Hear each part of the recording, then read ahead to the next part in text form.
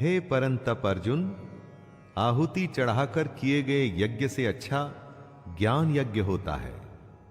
एक यज्ञ तो वो होता है जिसमें हवन में आप देवताओं का आवाहन कर उन्हें अलग अलग द्रव्य जैसे घी इत्यादि चढ़ाते हैं, और एक दूसरा यज्ञ होता है ज्ञान यज्ञ, जिसमें आप अपनी इंद्रियों को वश में करते हैं, अपनी सांसों को नियंत्रण में रखते हैं, अकर्म करते लेकिन उसके फल में इच्छा नहीं रखते।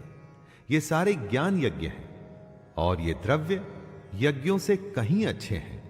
इसीलिए ज्ञान यज्ञ हमें सीधे ईश्वर से साक्षात्कार कराता है, हमें उनसे जोड़ता है।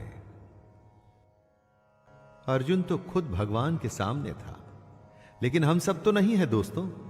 अगर यह ज्ञान हमें समझ नहीं आ रहा तो हम तत्वदर्शी ज्ञानी महापुरुष के पास जाके इस ज्ञान को या ब्रह्म को समझने की कोशिश कर सकते हैं।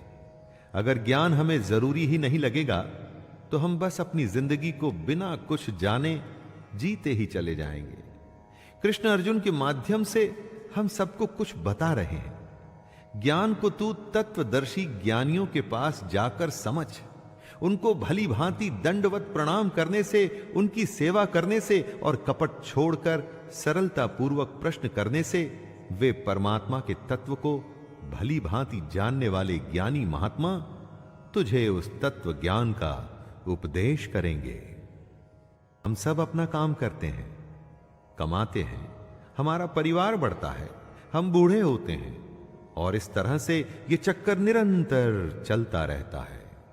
क्यों करते हैं हम ऐसा? क्या जरूरत है ऐसा करने की? क्यों आए हैं इस दुनिया में हम? अज्ञानियों को इसके उत्तर की जरूरत नहीं पड़ती। आपके आसपास कितने लोग ये सवाल करते हैं? ज्यादा नहीं, लेकिन जिसमें थोड़ा सा भी ज्ञान है ना, वो ये जानना चाहता है। और यही जानने के लिए हमें तत्वदर्शी ज्ञानियों के पास जाकर के समझने की कोशिश करनी चाहिए। तभी तो हम मुंह से छूटेंगे और भगवान की इस दुनिया को समझने की कोशिश भी करेंगे।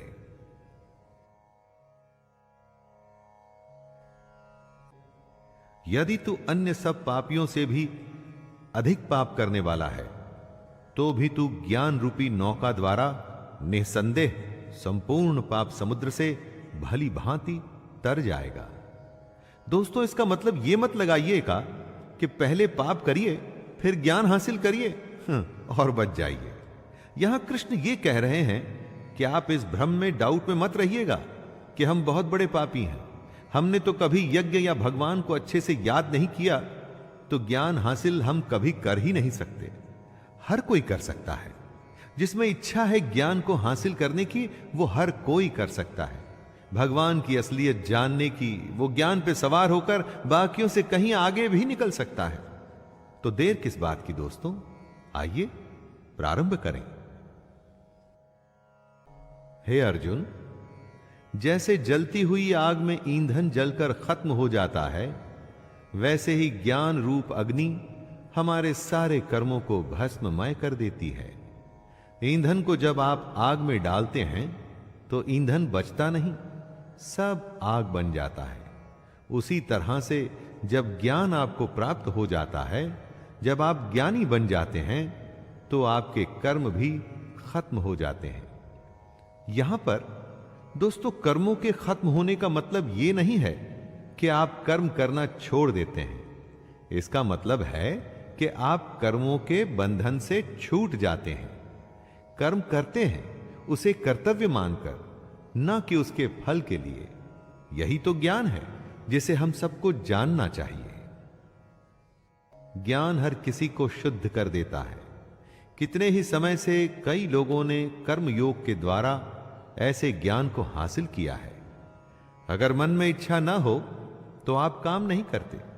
उसी तरह से अगर किसी के मन में ज्ञान को समझने की, उसे जानने की जिज्ञासा नहीं है, तो उसे ज्ञान कैसे मिलेगा? मन में ज्ञान के प्रति सवाल पैदा करके कर्म योग से ज्ञान हासिल किया जा सकता है। ऐसा कृष्ण कह रहे हैं। जिसका मन साफ है, ज्ञान की इच्छा है और जो निष्काम कर्म करने के लिए तैयार है, वो ज्ञान हासिल कर सकता है।